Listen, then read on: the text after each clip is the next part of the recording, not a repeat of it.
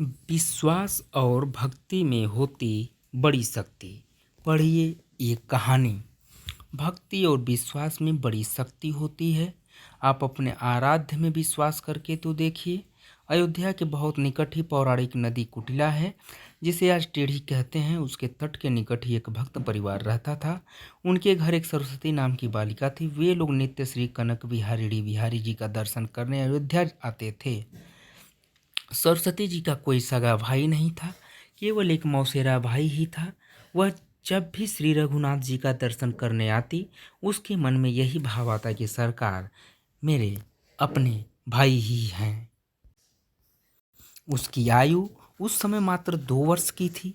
रक्षाबंधन से कुछ समय पूर्व उसने सरकार से कहा कि मैं आपको राखी बांधने आऊंगी। उसने सुंदर राखी बनाई और रक्षाबंधन पूर्णिमा पर मंदिर लेकर गई। पुजारी जी से कहा कि हमने भैया के लिए राखी लाई है। पुजारी जी ने छोटी सी सरस्वती को गोद में उठा लिया और उससे कहा कि मैं तुम्हें राखी सहित सरकार को स्पर्श करा देता हूँ और राखी में बांध दूंगा। पुजारी जी ने राखी बांध दी, उसको प्रसाद दिया। अब हर वर्ष राखी बांधने का उसका नियम बन गया। समय के साथ वह बड़ी हो गई और उसका विवाह निश्चित हो गया। वह पत्रिका लेकर मंदिर में आई और कहा कि मेरा विवाह निश्चित हो गया, मैं आपको न्योता देने आई हूँ। चारों भाइयों को विवाह में आना ही है। पुजारी जी को पत्रिका देकर कहा कि मैंने चारों भाइयों से कह दिया है, आप पत्रिका सरकार के पास रख दो और आप भी कह दो कि चारों भाइयों को विवाह में आना ही है। ऐसा कहकर वह अपने घर चली गई।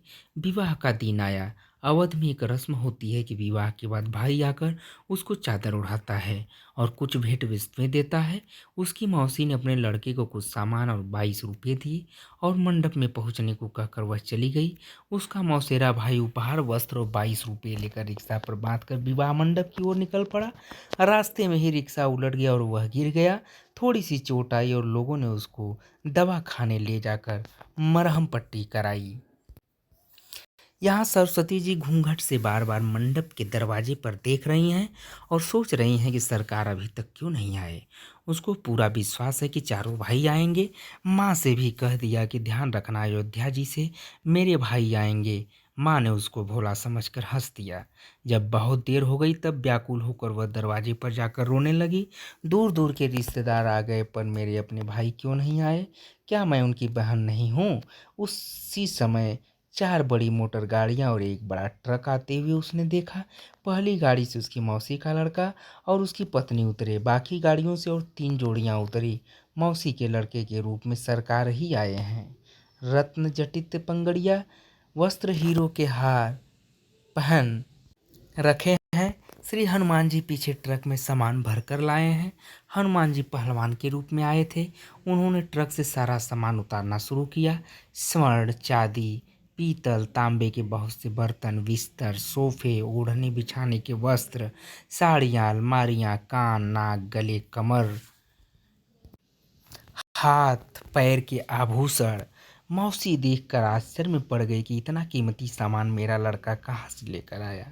चारों का तेज और सुंदरता देखकर सरस्वती समझ गई कि ये मेरे चारों भाई हैं। सरस्वती जी के आनंद का ठिकाना न रहा। उसका रोना बंद हो गया। सरकार ने इशारे से कहा कि किसी को अभी भेद बताना नहीं, गुप्त ही रखना। इनका रूप इतना मनोहर था कि सब उन्हें देखते ही रह गए। कोई पूछ न पाया कि यह गाड़ियाँ कैसे आई, ये अन्य 3 लोग कौन हैं। लोग हैरान होकर देख रहे थे कि अभी तक रो रही थी और अभी इतनी हंस रही है और आनंद में नाच रही है। किसी को कुछ समझ नहीं आ रहा था। जब तक उसकी विदाई नहीं हुई तब तक चारों भाई उसके साथ ही रहे। सभी गले मिले और आशीर्वाद दिया। सरस्वती ने कहा, जैसे आज शादी में सब संभाल लिया वैसे जीवन भर मुझे संभालना। जब वह गाड़ी में बैठकर पति के साथ जाने लगी तब चारों भाई अंतर्ध्यान हो गए। उसी समय असली मौसेरा भाई किसी तरह लंगड़ाते हुए पट्टी लगाए हुए वहां आया। उसने वस्त्र बढ़ाया और 22 रुपये दिया। मौसी ने पूछा कि अभी अभी तो तू बड़े कीमती वस्त्र पहने गाड़ी और ट्रक लेकर आया था, ये पट्टी कैसे बंध गई और कपड़े कैसे फट गए? उसको तो कुछ समझ ही नहीं आ रहा था। अंत में सरस्वती से उसकी माता ने एकांत में पूछा कि बेटी सच सच बता, क्या बात है, ये चारों कौन थे? तब उसने कहा कि माँ, मैंने आपसे कहा था कि ध्यान रखना, मेरे भाई अयोध्या से आएंगे। माँ समझ गई कि इसके तो 4 ही भाई हैं और वो श्री रघुनाथ जी और अन्य 3 भैया ही हैं।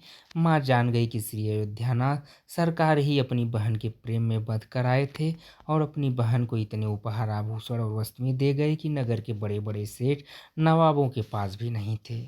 हमें इस कहानी से सीख मिलती है कि भक्ति और विश्वास में बड़ी शक्ति होती है। आप अपने आराध्य में विश्वास करके तो देखिए। तो दोस्तों, यदि ये कहानी पसंद आई हो तो आप सभी लोग चैनल्स को सब्सक्राइब करें, लाइक करें, फॉलो करें। आपका बहुत बहुत आभार, बहुत बहुत धन्यवाद। थैंक यू सो मच दोस्तों।